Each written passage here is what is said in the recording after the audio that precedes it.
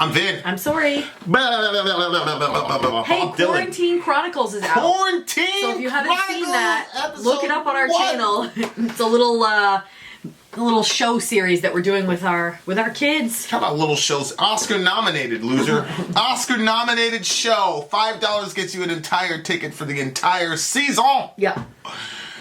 Okay. Jump on a Patreon or do it through our PayPal. Links are in the description. Who is this? Who did we do this for? Oh, this is for the big homie Armando. Armando! Yep. A hard rain's gonna fall. So $125 gets you shot straight to the head of the line. It does. But if you were a previous at the $75 tier and you did 3 songs at all, it doesn't have to be consecutive, but if you did 3 songs, you get them for $75. Your grandfather did it at the old rate. So that's what the big homie Armando. You know what I would do if I would just reach out to Armando and say, "Hey man, ask for this." And say, "I'll give you $79." Some of them do. It's a little hack. Oh, I see what you're saying. Yeah. Well, how would they get a hold of him? I know. How would you get a hold of Armando? I don't know if it was Armando or if it was somebody else, but they knew somebody else wanted a song, so they paid for somebody else to get their song. I know. SubhanAllah. That's so nice. Yeah. And if you do 3 125s, it goes back down to 75. So there you go. So it's a lot of ways to go. Here. So Bob Dylan, he's a famous guy, right? Like Bob Dylan, that's a name everybody knows. I know it. And there's not a whole lot of those. I've never heard of. I mean, the thing is in black and white. Subhanallah. All right. So there we go. For timely, topical, political commentary, you can hit us up in Middle America with Vin and Sori. We will be doing a fireside either tonight or you're not feeling good, right? All right, so maybe tomorrow, inshallah. So by the time you're looking at this, we might be doing a fireside.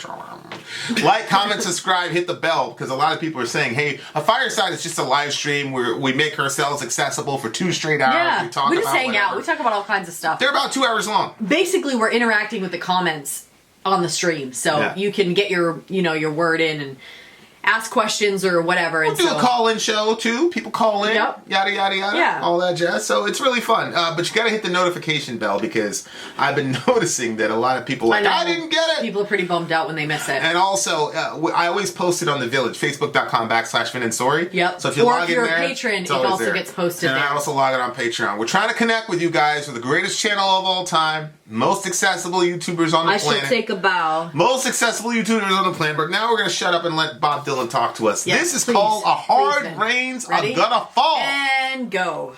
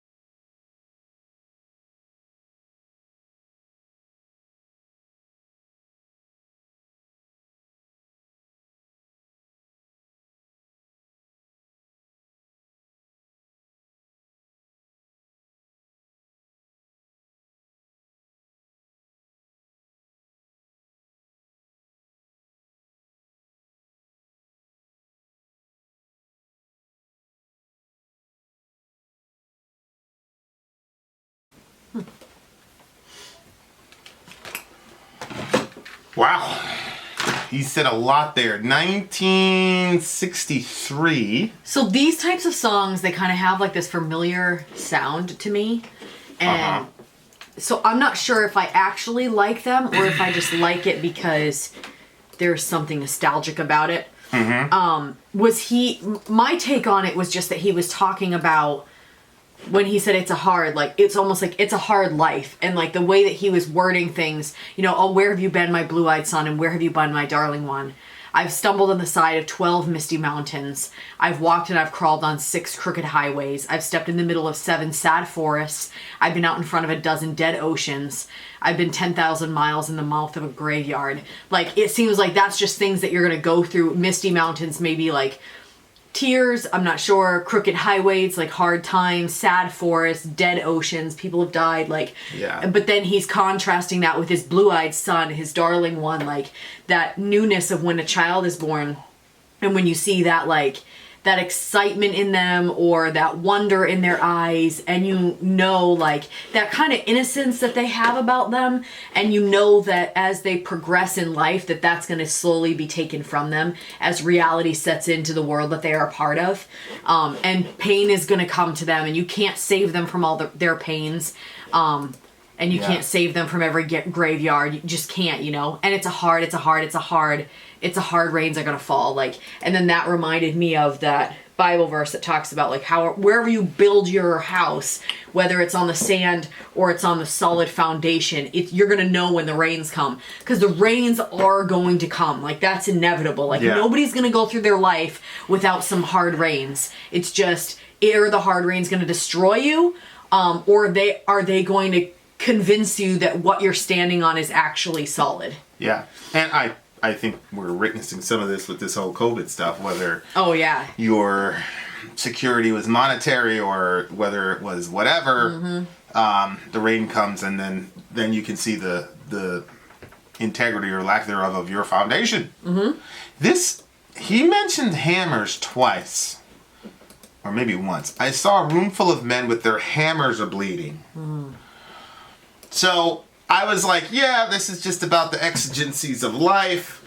But then he mentions the hammer, and it's bleeding, and what's it? The '60s, you had the missile crisis. It was us versus the communists.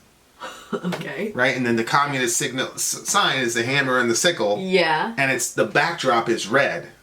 Right? Yeah. So then he says, I saw a room full of men with their hammers bleeding. I saw a black branch with blood that kept dripping. I saw a newborn baby with wild wolves all around it. So I'm like, okay, maybe this is all this verse 2 is talking maybe about nuclear warfare, or maybe, because everybody was scared at that point. So maybe he's saying this is the aftermath of a nuclear, bomb going off, basically, because newborn baby with wild, because it looks kind of post-apocalyptic here. Newborn baby, but there's wild wolves all around it. We're the parents. Highway of diamonds with nobody on it. That's really interesting because that whole thing where it heats everything up so much that it turns it into glass. When nuclear bombs go off, it turns it into glass, which is why I didn't know that. Ted Cruz was saying we're going to turn Afghanistan into a pile of glass. Because we're gonna make sand glow is what. Yeah. Make sand glow. So maybe a highway of diamonds with nobody on it would be a nuclear bomb has went off, and it would look like it's a diamonds on the highway, but it's the aftermath of a black branch with blood dripping, and then right there, you've got men with hammers bleeding because basically the communists got us. 10,000 talkers, tongues are broken. That silences everything, and then all the kids are left with just, complete anarchy, and, they're walking around with guns and sharp swords. Yeah, that could be. Right? So it just looks like the progression of a nuclear attack. Yeah. And that's the thing, 10,000 miles in the mouth of a graveyard. Like, I don't even think, America's 10,000 miles across. So think about that graveyard. Like, that's basically probably the entire Western world has become a graveyard. Jesus. Because we had our little walk yesterday, and we walk by a graveyard, but it's always a small plat of land comparatively to all the other land that you're around. Right. Because the living have more social commentary than the dead. But in this situation, it's flipped. Like, he is a rarity, and the world is basically, his world is Now I have basically to a know how many graveyard. miles across America. Keep going. Yeah, so it's just very fascinating to me. Like, so it looks like it's like the fallout from a nuclear, there you go, right there. That's interesting.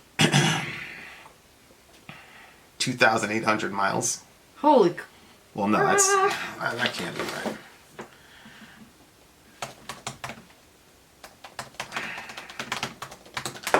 Blah, blah, blah, blah, blah, blah. 3.7 You can't do square miles, right? What did he say? 10,000 miles?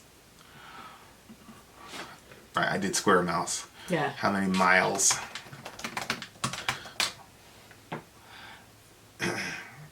You need to go across. From California to New York. Okay. Just do that.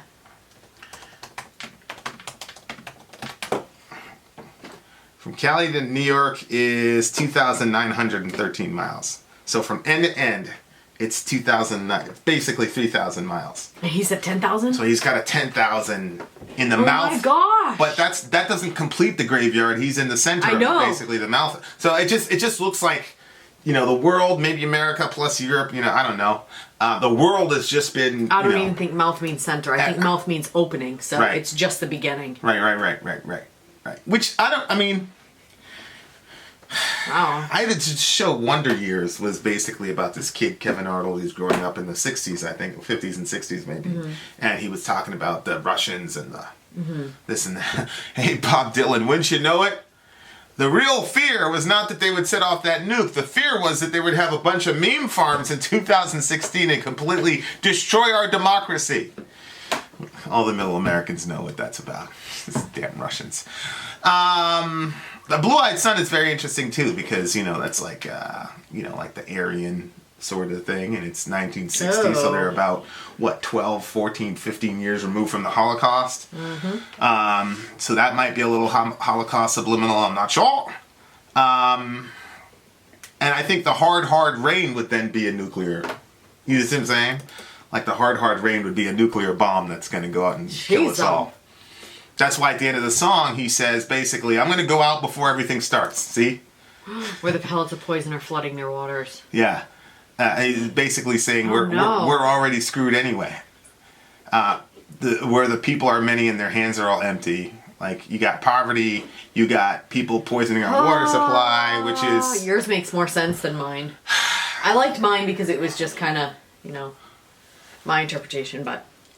Well, I think it's both, though. I think you're right. It's talking about just the basic exigencies of life, but then it culminates in this nuclear explosion because prior to the rain falling, you have this stuff where you've got pellets of poison flooding water. You know, like people were really conscious about that. The government was putting fluoride into our drinking, into our water. Yeah. Of course, the party line is fluoride is good for you or whatever, but they were saying that there's a big conspiracy theory that fluoride actually makes you more compliant with authority figures and yada.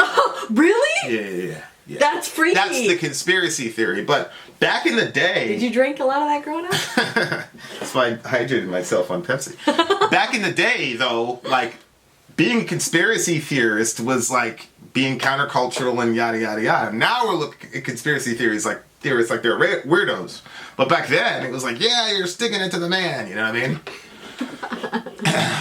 Oh my gosh, that's so alarming. Yeah, the home in the valley meets a damp, dirty prison. The executioner's face is always well hidden. Hunger is ugly, souls are forgotten. Black is the color, none is the number. I think that's probably about racism.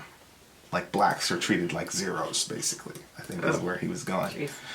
I'll tell it, I'll speak it, I'll think it, I'll breathe it, and reflect from the mountain so all souls can see it, which is, reflect from the mountain is kind of a Moses motif, right? Where Moses wasn't able to go into the promised land, but he was able to look from the mountain and see it on the other side. Yeah. But it's kind of a reversal because what Moses was looking at from the mountain was basically a picture of paradise. It was a picture of a better world for the people that had just come out of slavery, whereas he is looking over the mountain at the destruction. So the Moses motif gets flipped around, and it looks to me like he's taking a prophetic stance. Like he's self-consciously a prophet, because that's kind of like what happens with the prophets. They see things beforehand, and they tell the people, and they're usually a downer, because they usually don't come with good news. So it looks like he's taken up that mantle. He sees himself that way. Reflect from the mountain so all souls can see it, which is how he sees his music. His music is the result of him looking over the mountain, and he's giving it to you so that you can say, hey, I told you beforehand this is going to happen. Then I'll stand in the ocean until I start sinking. Yeah.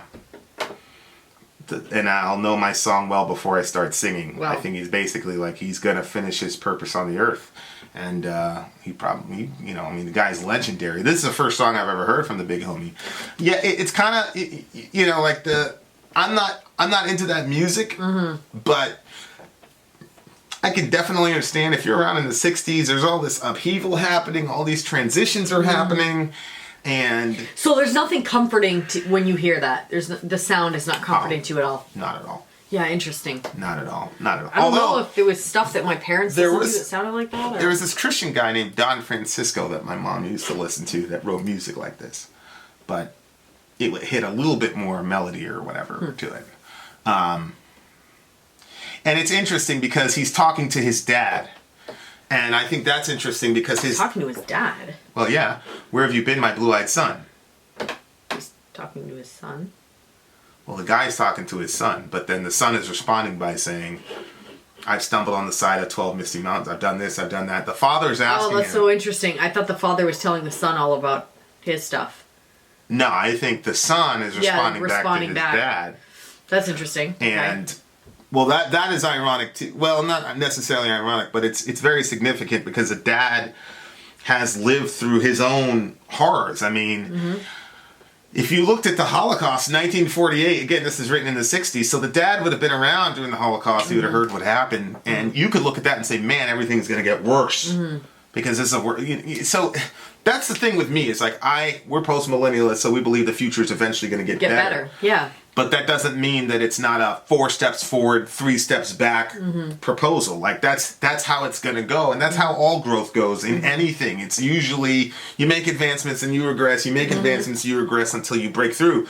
So, like, if you look at it from a person addicted to drugs, like, very few people quit cold turkey the first time. There's usually some recidivism back and forth. Right. So, it would be interesting because if I was this kid's dad, I would say... Yeah, all those things that you're saying in the future may or may not happen, but we just went through some pretty crazy stuff in World War II. I mean, that was supposed to be the war to end all wars. Yeah. And yet, here we were, and then we came up with a newer nemesis with nuclear proliferation, and then the Soviets. And so, my thing is, if you want to see a dystopian future, you can absolutely see it. Yep. Because... I've purposely stayed away from COVID. I haven't shot any Middle America episodes directly speaking about this situation, but CNN a couple days ago at least speculated at a credible level that maybe the Chinese did this on purpose in a lab. We're talking about COVID-19. And so, if you think about it, it's like, man, what if a nuke, a dirty bomb, blah, blah, blah, got in the hands of the wrong people? I mean...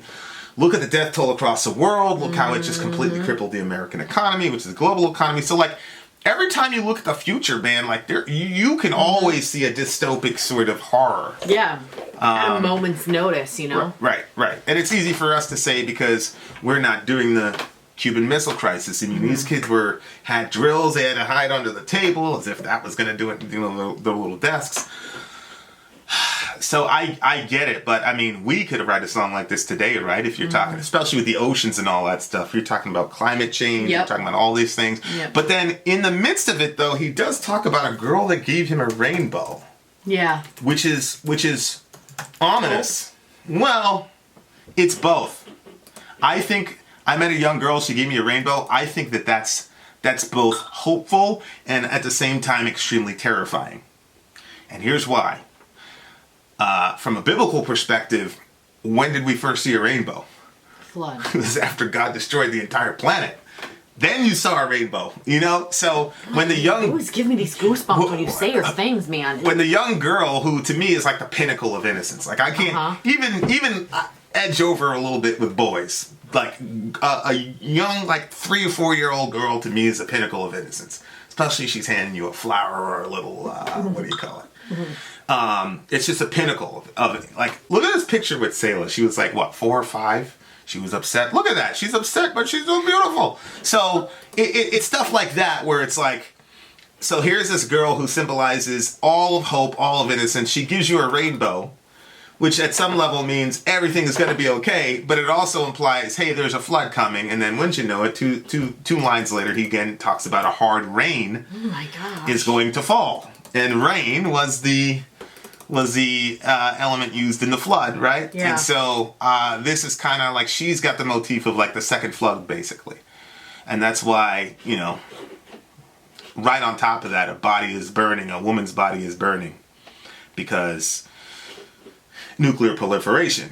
But then you go from the young woman, you go from the young woman to the young girl, right? So then you've got wounded in love and wounded in hatred, which goes to your point that the song, I think, is a combination of just the facts of life and at the same time in the backdrop of nuclear proliferation and what that can do with the world. So you really are a bad beep at breaking down lyrics. That's well, you did too, because you said it was about the facts of life, which is what it seems like to me. Yeah, but that's some very interesting stuff you pulled out of there. Wow. Okay. So I can see what you're saying. Yeah, this guy, man, lyrically, forget it. You can't touch this guy. He's unbelievable. It's unbelievable. It's very hard to write beautiful lyrics that are actually making political and social commentary. Mm-hmm. Like, there's not a lot of good poems about. There's tons of good poems about love and things like that, but there are not a lot of really, like, classical poems about, you know, politics. Mm-hmm. But maybe we'll see in the comment section. But I appreciate the hell out of this song, especially for where it is historically. Mm-hmm. I've always been confused when people say, just do music, don't worry about politics. It's like, what are you talking about? Well, maybe they're breaking the lyrics down like I did. There was nothing political in mine. Yeah. I don't even know what political means. Like, what do you mean? Like, was slavery a politics issue, or was it a human rights issue? And if that's the case, which should would we be not political? talk about it? They would say political, yeah. Yeah, the dichotomy people make from their political life and their of course, own if it was life their is crazy to kid me. that was in some sort of trouble, you know, and they wanted their kid to have some help, and whatever it was, like the government was going to be instating something to help it out, they would want awareness brought to that, and I don't know that they would consider that political. They would be like, "What? It's a human rights thing. Correct. This is my family." Correct. But in the 60s, it was like, that's how you got your strengths, was to make political commentary, and everybody had to do it. Yeah. At least from what I think. Nobody was doing this whole, we don't care about politics thing anymore. But anyway. It's a 9 for me. Yeah, I'm going to give it a 9 as well. Not my style of music, but you guys know how I am with lyrics, and these lyrics are just amazing to me. They're just, I mean, I don't know how old the big homie was when he wrote this song, but he looked kind of young in the video that we watched. But like, but then there was an old man in there, so he sounded younger when he was doing it. But there was an old man picture. Yeah. I don't know if it's him when he's older. I mean, 1963. He couldn't have been an old man at that point. When was Bob Dylan born?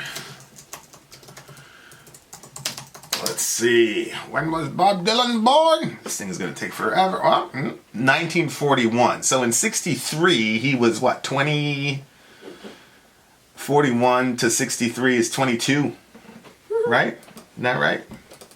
Yeah. I'm thinking about... 41 to 63 is 22. What do you think? She's messaging us about our website, and so now I've got website on the brain. Oh. Shout out to Amy Lee Forever. Yep. All right. Vin out. Sorry out. Gone.